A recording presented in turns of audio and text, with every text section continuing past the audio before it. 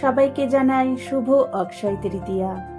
এই বছর 20 এপ্রিল সোমবার অক্ষয় তৃতীয়া পালিত হচ্ছে।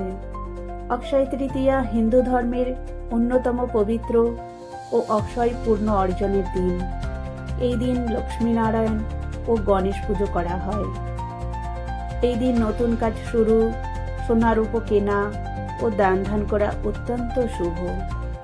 বৈশাখ মাসের শুক্লপক্ষের তৃতীয়া তিথি শুভ অক্ষয় তৃতীয়া হিসেবে পালন করা হয়।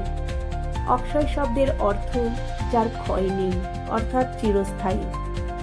শাস্ত্রমতে অক্ষয় তৃতীয়া তিথিতে কোনো শুভ কাজ করলে তার ফল দীর্ঘস্থায়ী হয়।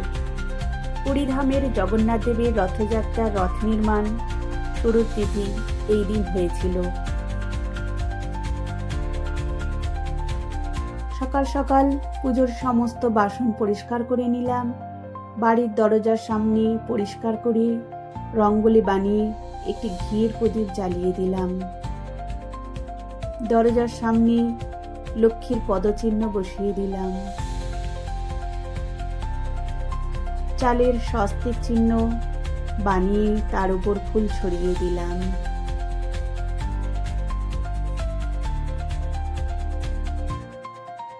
আম পাতা ও ডাবের উপর সিঁদুরের ফোঁটা লাগিয়ে ঘটে মাঙ্গলিক চিহ্ন বানিয়ে নিয়েছি।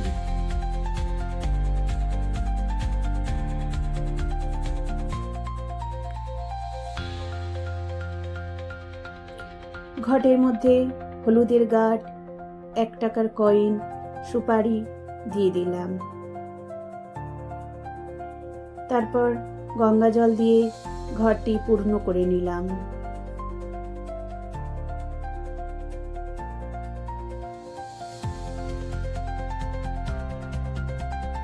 এরপর শঙ্খ বাজিয়ে ঘরটিকে চাল ও ফুলের উপর স্থাপন করে নিলাম। গণপতি ও লক্ষ্মী মাতাকে সিঁদুর পরিয়ে দিলাম। ঋদ্ধি সিদ্ধি বানিয়ে গণপতির কাছে রেখে দিলাম।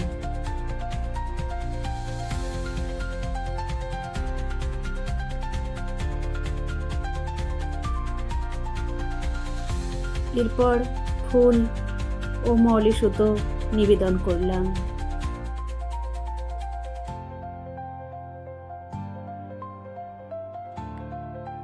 অক্ষয় তৃতীয়া উপলক্ষে কিনে আনা রূপোর কয়েন লক্ষ্মী মাতার কাছে রেখে দিলাম। ঘিয়ের প্রদীপ জ্বালিয়ে আরতি করে নিলাম। এরপর ধূপ দিয়ে আরতি করে নিলাম। ফল, মিষ্টি, জল নিবেদন করলাম।